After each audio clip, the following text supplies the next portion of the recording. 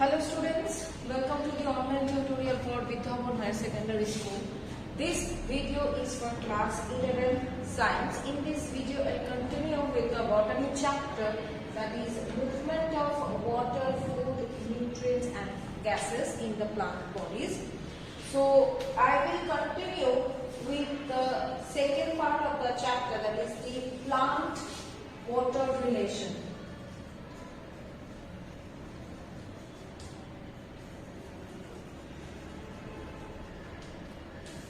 So plant water relation, that means how this plant water is, plant cells and water is related with each other.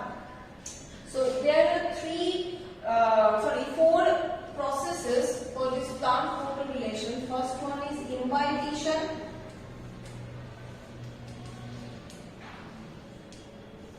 Second one is water potential.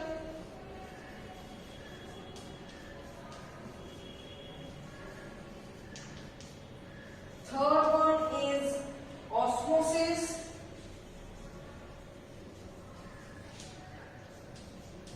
Fourth one is plasmolysis and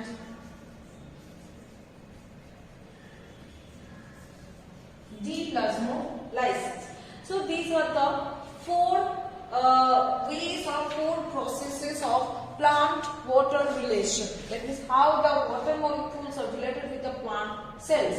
So first we are going to read about this imbibition. Imbibition, that means whenever these substances are actually hydrophilic in nature. Hydrophilic means they have a strong affinity towards the water. Generally wood, seeds, these are the hydrophilic substances and they perform imbibition. Now what is this imbibition? When you are keeping any substances immersed in water, it will absorb the water and it will swell up. This process is called imbibition. And the substances which are performing this process, those substances are termed as imbibant. Okay. Now, what are the importance of imbibition? What are the importance? First of all, seed germination of the seeds. Okay, swelling up of the seeds. All these are the importance of the imbibition. Now, next we will go for the next topic, that is the water potential. What is this water potential that we will see? So, the water potential. What is water potential? See, the water molecules which are moving in the plant cells are possessing which type of energy? They are possessing kinetic energy. Okay, so this kinetic energy possessed by any kind of moving body. So the pure water having a free energy and the water which is present in the solution is also having an energy. The difference between the energy of the free water molecule and the energy of the water molecule which is present in a solution, this difference is termed as water potential. Okay, so more the difference, more will be the rising of the water molecule, because when the difference of the water potential is more, the more will be the movement of the water or movement of the solution towards the region. That is from higher to lower region. Okay, suppose one region is having higher water potential, another region is having lower water potential. It will move, the solution of the water will move from the higher potential region to the lower potential region. And what is this water potential? This is the difference of the free energy contained by one molecule of the one water molecule, pure water molecule, and one solution molecule. So this is the water potential, and this water potential is a sum total of matrix potential and solute potential. Okay, this matrix potential is what? It is the matrix part, or you can say the liquid part of the solution, and this solute is nothing but the substances which are getting mixed in the solution. So both of these together we form the water molecule. potential. Understood? So this was about the water potential, and apart from this, when there is two processes or two steps are done, next we'll move on to the osmosis. Before moving on to the osmosis, I need you to know that there are different types of membranes. Okay, membranes means those are present in between two substances or two solutions, you can say. So there are generally three types of membranes. One is permeable membrane. That is, this membrane allows all types of molecules to enter. Next one is impermeable membrane. That means it does not allow any molecules to enter. Another one is the semi-permeable membrane or selectively permeable membrane. That means this membrane only allows selective substances to enter. Understood? Now moving to the osmosis part. Osmosis is what? Osmosis is the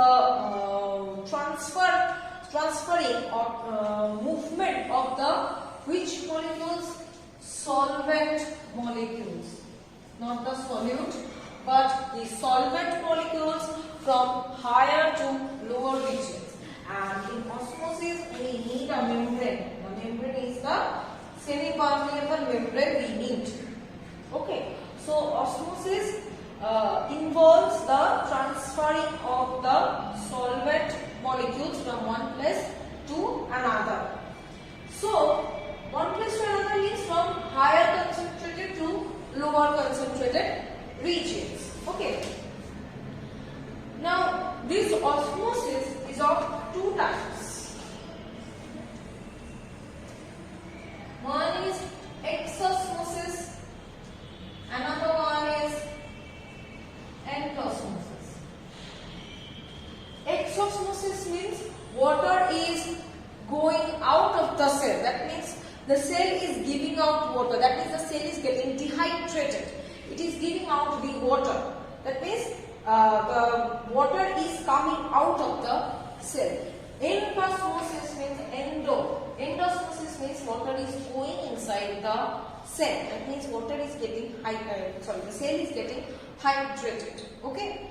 So this osmosis is of two types: exosmosis and endosmosis.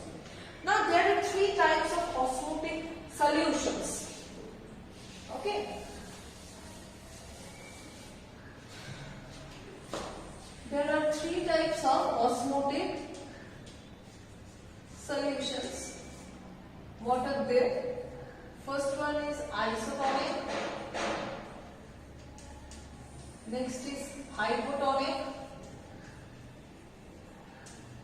Next is hypertonic. Okay. So isotonic, hypotonic, hypertonic. These are the three types of solution. Suppose I am taking a beaker. In this beaker I am taking a solution. Suppose sugar solution I have taken. And within this beaker there is a cell. Okay. The solvent content, if the solvent concentration of both the cell and the outside solvent concentration are same, that means both the solvent concentration, if both the solvent concentration are same, then it is termed as isotonic solution. That means the solvent concentration in both the areas, that means inside the cell and outside the cell, are same. That is termed as the isotonic solution. Next coming hypotonic solution. Hypo, the word hypo means less. That means the extracellular fluid which contains less concentration of the solute and having higher solvent concentration. That means the concentration of the outside solution, the concentration of what? Concentration of solvent of the outside solution is more than the concentration of the solvent inside the cell. That is termed as hypotonic. That means in this case what will happen? Endosmosis or exosmosis? Endosmosis. Because the concentration of the solvent outside the cell is more. That means the solvent from outside the cell will enter inside the cell. This is hypotonic. Now coming hypertonic. That means the concentration of the solvent inside the cell will be more than this extracellular fluid. That means in this case X osmosis will take place. That means water will come out from the cell or solvent will come out from the cell into the solution. Am I clear? Now coming to the next point, that is the plasmolysis and deplasmolysis.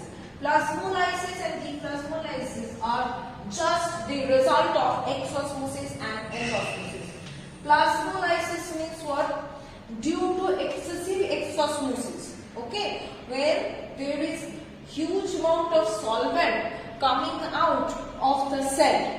Huge amount of solvent is coming out of the cell, resulting in what? Resulting in dehydration. The cells are getting shrinked, okay, the shrinkage of the cells due to the exosmosis or due to excessive coming out of the water from the cell.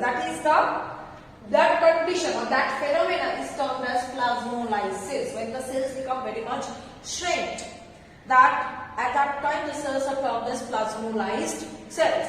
Now what is deplasmolysis? When those plasmolysed cells are kept in a normal water, a normal solution, okay, what will happen? A normal solvent, the water or the normal solvent will enter into the cell and the cells will get rehydrated. Okay, that means endosmosis is taking place. Water is getting inside the cell and the cell will regain its original form.